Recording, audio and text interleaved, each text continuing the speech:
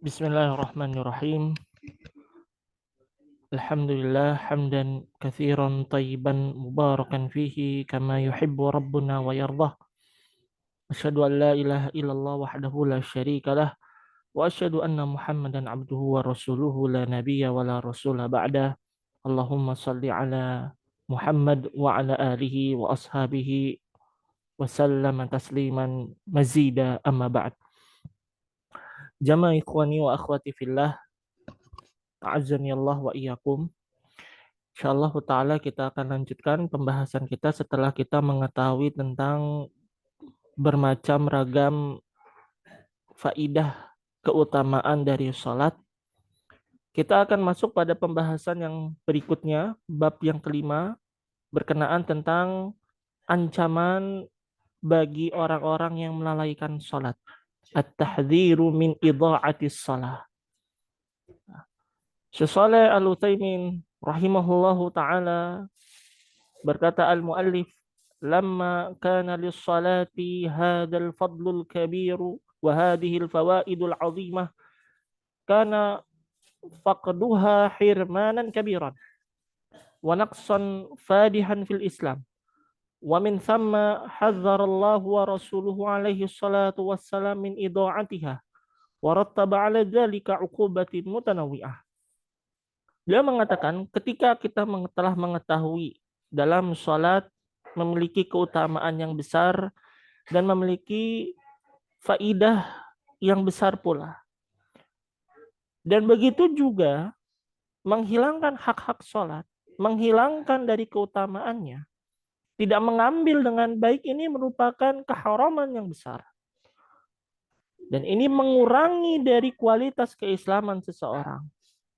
Dan darinya terdapat ancaman dari Allah Subhanahu wa taala dan Rasulullah sallallahu alaihi wasallam bagi yang menyia-nyiakannya. Hal ini diperinci dari berbagai firman Allah Subhanahu wa taala, sanksi-sanksi atau adab bagi orang-orang yang melalaikan dari salat. Di antaranya dalam surat Al-Ma'un sebagaimana yang kita ketahui pada ayat 4 sampai 5, Allah taala berfirman, fawailul lil musallin. Maka celakalah bagi orang-orang yang salat. Yaitu kenapa? Alladzina hum an salatihim sahun. Yaitu orang-orang yang dalam salatnya itu lalai. Maka Allah Subhanahu wa taala akan memberikan kecelakaan di dunia dan di akhiratnya bagi siapapun yang lalai terhadap salat, wabil khusus salat yang 5. Kemudian Allah tabaraka wa taala berfirman dalam surat Maryam ayat 59 sampai 60. فَخَلَفَ مِنْ بَعْدِهِمْ خَلْفٌ أَضَاعُوا الصَّلَاةَ وَاتَّبَعُوا الشَّهَوَاتِ فَسَوْفَ يَلْقَوْنَ غَيًّا إِلَّا مَنْ تَابَ وَآمَنَ وَعَمِلَ صَالِحًا فَأُولَئِكَ يَدْخُلُونَ الْجَنَّةَ وَلَا يُظْلَمُونَ شَيْئًا. Artinya, maka mereka saling berselisih atau mereka saling melanggar setelah mereka. Dengan apa? Dengan mereka menyia-nyiakan sholat dan mengikuti syahwatnya. Dan maka mereka akan bertemu dengan Allah Subhanahu wa taala dengan sebenar-benarnya bertemu. Artinya semua ibadah harus dipertanggungjawabkan di mata Allah Subhanahu wa taala. Ya.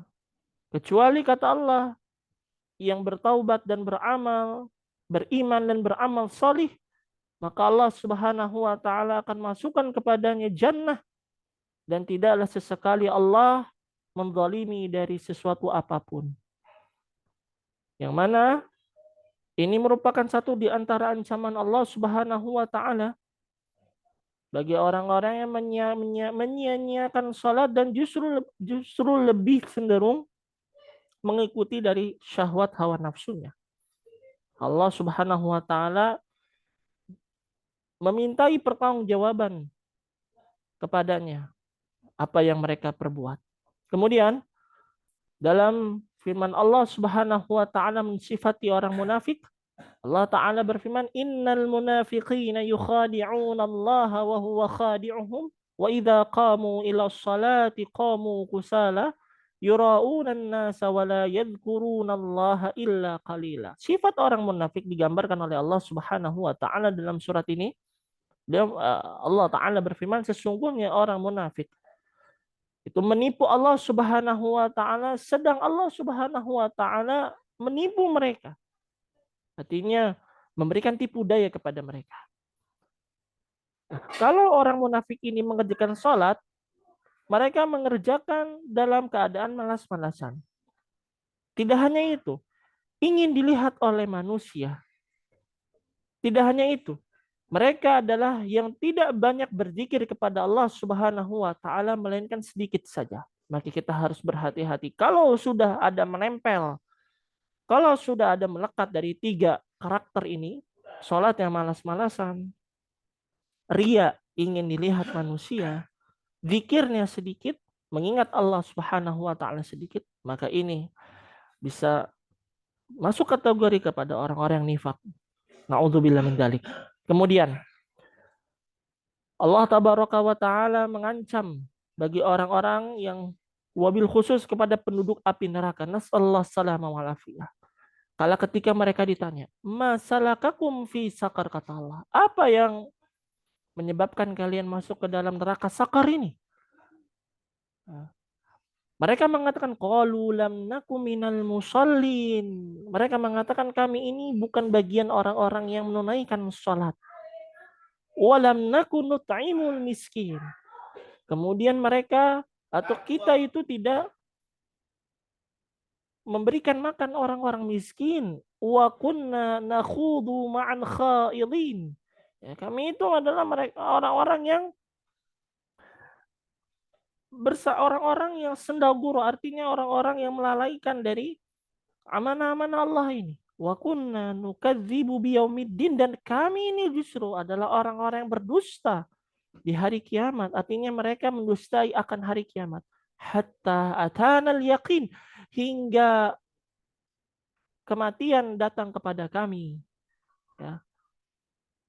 Yang artinya mereka sangat menyesal.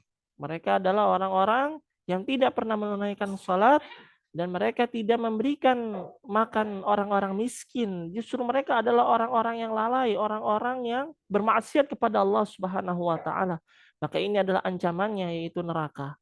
Kemudian yang terakhir, Allah taala berfirman dalam surat Al-Mursalat ayat 48, "Wa idza qila lahumur ruk'u la yarka'un." Kalau ketika dikatakan irka'u, rukulah kepada Allah, la yarka'un, mereka tidak ruku kepada Allah. Ya, artinya, idza umiru bis salati la yusallun. Kalau ketika mereka diperintahkan, orang-orang munafik, orang-orang penduduk api neraka, ketika mereka diperintahkan untuk sholat, mereka tidak sholat. Na'udzubillah min dzalik. Ya, maka inilah berbagai firman Allah Subhanahu wa taala yang menguatkan ancamannya bagi orang-orang yang melalaikan sholat, bahkan yang tidak pernah sholat. Semoga Allah Subhanahu wa taala senantiasa memberikan keistiqomahan kepada kita semua, agar kita menjadi bagian orang-orang ahli ibadah, orang-orang yang senantiasa sholat dengan tepat waktu, dan lillahi ta'ala. Jazakumullahu khairan, barakallahu fikum, wa sallallahu ala nabiyina Muhammad, walhamdulillahi rabbil alamin.